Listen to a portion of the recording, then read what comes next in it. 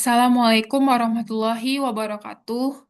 Perkenalkan nama saya Dinda Ananda Saza dengan NIM 2305344.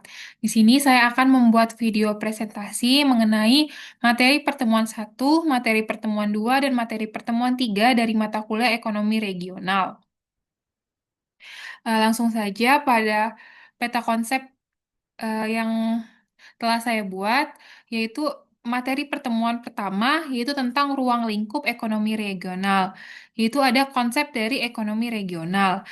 Ekonomi regional merupakan cabang ilmu ekonomi yang mempelajari bagaimana kegiatan ekonomi itu berkembang dan tersebar di suatu wilayah.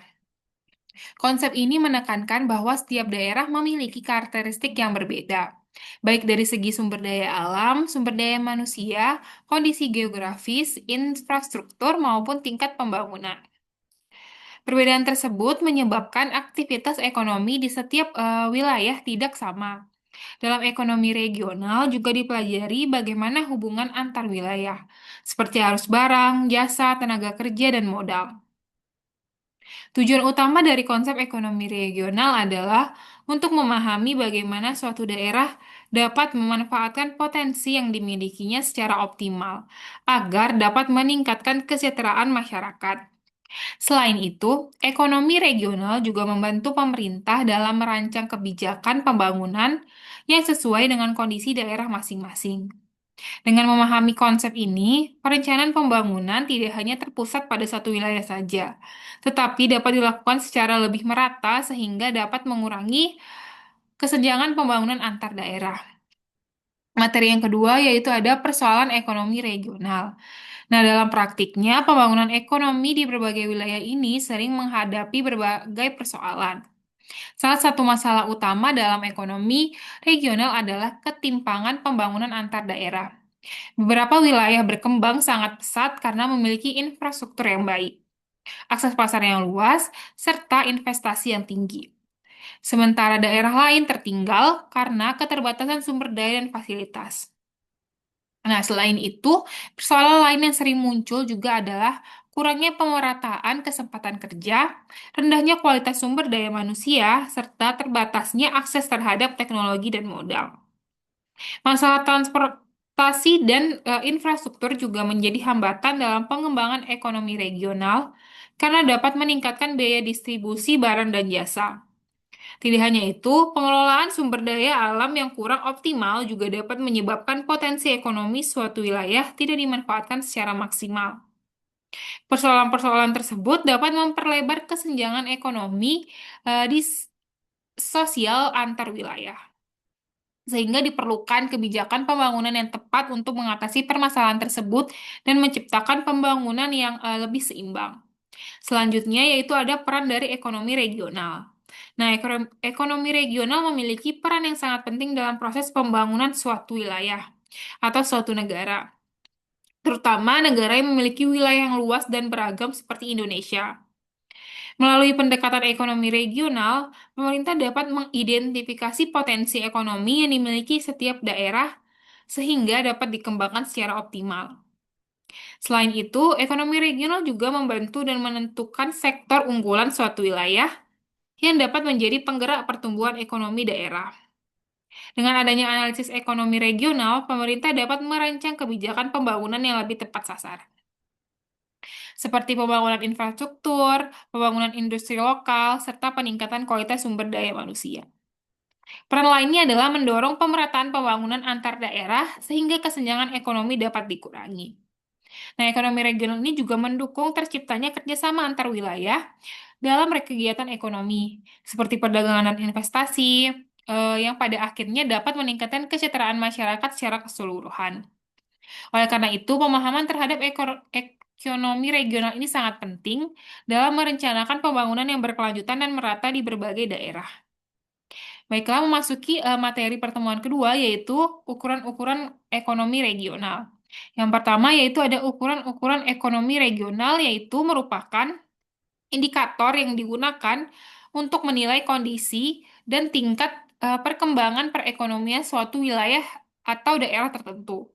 Melalui ukuran-ukuran ini, para perencana pembangun, pemerintah daerah, maupun peneliti dapat mengetahui seberapa besar kemampuan suatu daerah dalam menghasilkan output ekonomi, serta bagaimana tingkat kesejahteraan masyarakatnya. Nah, salah satu indikator yang paling sering digunakan adalah Produk Domestik Regional Bruto atau yang bisa disingkat PDRB. Nah, PDRB ini merupakan salah satu nilai total barang dan jasa yang dihasilkan oleh seluruh kegiatan ekonomi di suatu wilayah dalam periode tertentu. Biasanya dalam 1 tahun.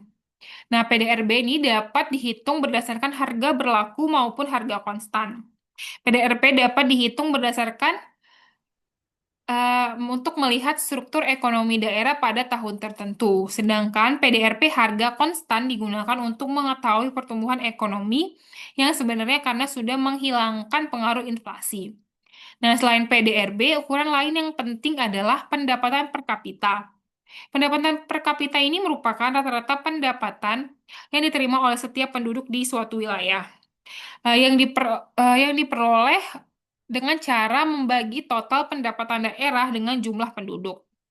Indikator ini sering digunakan untuk menggambarkan tingkat kesejahteraan masyarakat suatu daerah, yang dimana semakin tinggi pendapatan per kapita suatu wilayah, maka secara umum dapat dikatakan bahwa tingkat kesejahteraan masyarakat juga relatif lebih baik. Namun demikian, pendapatan per kapita tidak selalu mencerminkan pemerataan pendapatan, karena dalam beberapa kasus terdapat kesenjangan antara kelompok masyarakat yang berpendapatan tinggi dan berpendapatan rendah. Selanjutnya yaitu ada struktur ekonomi regional. Nah, struktur ekonomi regional ini merupakan gambaran mengenai komposisi atau susunan sektor-sektor ekonomi yang berperan dalam bentuk perekonomian suatu wilayah. Struktur ini menunjukkan sektor mana yang memberikan kontribusi terbesar terhadap kegiatan ekonomi daerah, serta bagaimana peran masing-masing sektor dalam menciptakan output, pendapatan, dan kesempatan kerja bagi masyarakat. Nah, umumnya sektor-sektor ekonomi dalam suatu wilayah ini dibagi menjadi beberapa kelompok, seperti sektor pertanian, sektor industri, sektor perdagangan, sektor jasa, serta sektor-sektor lainnya yang mendukung kegiatan ekonomi. Pada daerah yang masih berada pada tahap pembangunan awal, sektor pertanian biasanya menjadi sektor yang paling dominan dan dalam struktur ekonomi. Hal ini disebabkan karena sebagian besar penduduk bekerja di bidang pertanian, perkebunan, perikatan, maupun kegiatan yang berkaitan dengan pengelolaan sumber daya alam. Namun, seiring dengan perkembangan ekonomi, biasanya terjadi perubahan atau pergeseran struktur ekonomi dari sektor primer seperti pertanian menjadi sektor sekunder dan tersier seperti industri pengolahan, perdagangan, transportasi, serta berbagai jenis jasa. Proses perubahan ini dikenal sebagai transformasi struktural dalam perekonomian. Nah, perubahan struktur ekonomi ini merupakan bagian penting dari proses pembangunan ekonomi suatu wilayah. Ketika suatu daerah mulai berkembang, sektor industri biasanya mulai tumbuh dan memberikan kontribusi yang semakin besar. Industri pengolahan dapat meningkatkan nilai tambah dari sumber daya alam yang dimiliki suatu wilayah, sehingga dapat menciptakan lebih banyak kesempatan kerja dan meningkatkan pendapatan masyarakat.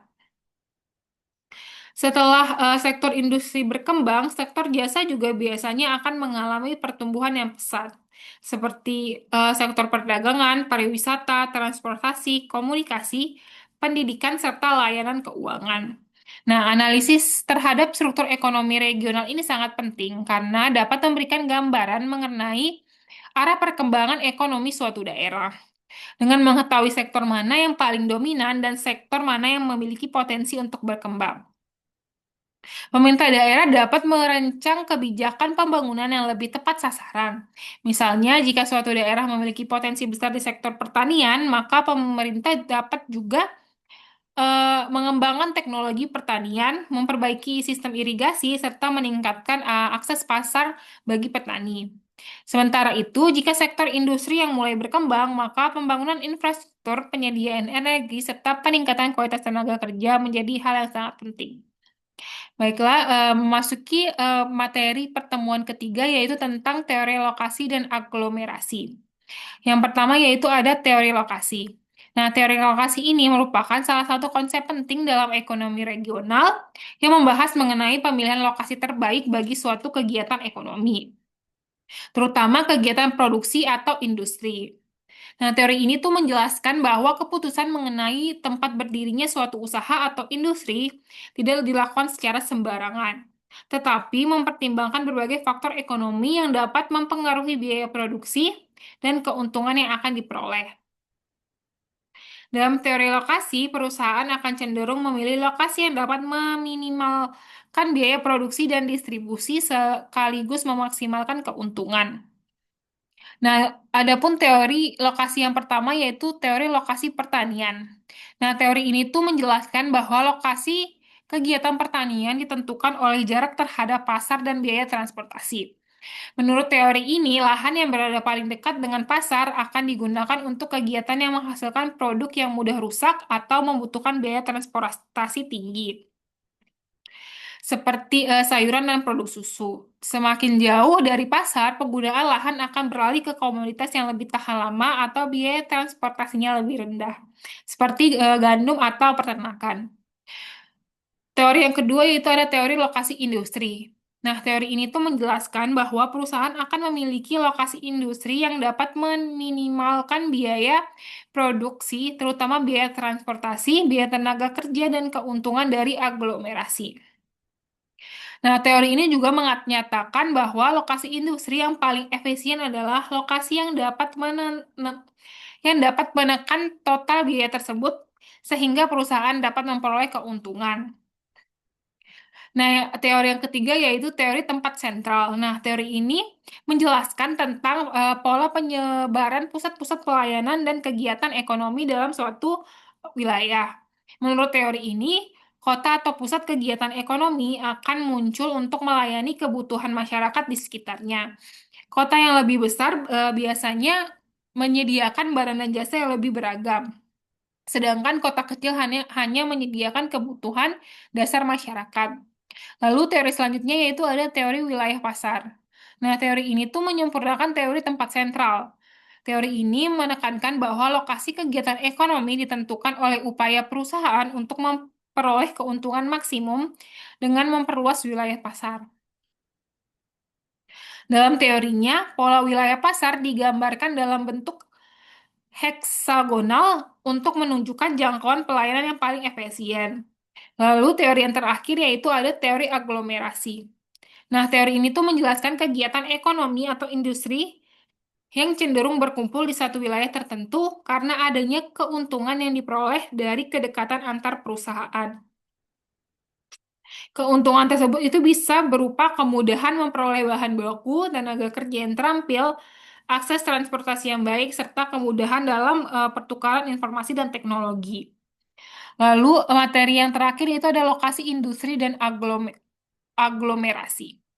Nah, lokasi industri ini berkaitan dengan tempat atau wilayah di mana suatu kegiatan industri itu didirikan dan beroperasi. Pemilihan lokasi industri ini sangat penting karena dapat mempengaruhi efisiensi produksi, biaya operasional, serta kemampuan industri dalam bersaing di pasar. Nah, banyak faktor yang mempengaruhi penentuan lokasi industri. Di antaranya adalah ketersediaan bahan baku, akses transportasi, kedekatan dengan pasar, ketersediaan tenaga kerja, infrastruktur, serta kebijakan pemerintah. Lokasi yang strategis dapat membantu industri mengurangi biaya distribusi, meningkatkan efisiensi produksi, serta memperluas jangkauan pasar. Nah, aglomerasi sendiri memberikan berbagai keuntungan bagi perusahaan yang berada di dalamnya. Salah satu keuntungan utamanya adalah efisiensi biaya produksi, karena perusahaan dapat berbagi fasilitas infrastruktur seperti transportasi, energi, dan komunikasi. Selain itu, keberadaan perusahaan-perusahaan yang saling berdekatan juga memudahkan terjadinya kerjasama, pertukaran informasi, serta meningkatkan inovasi.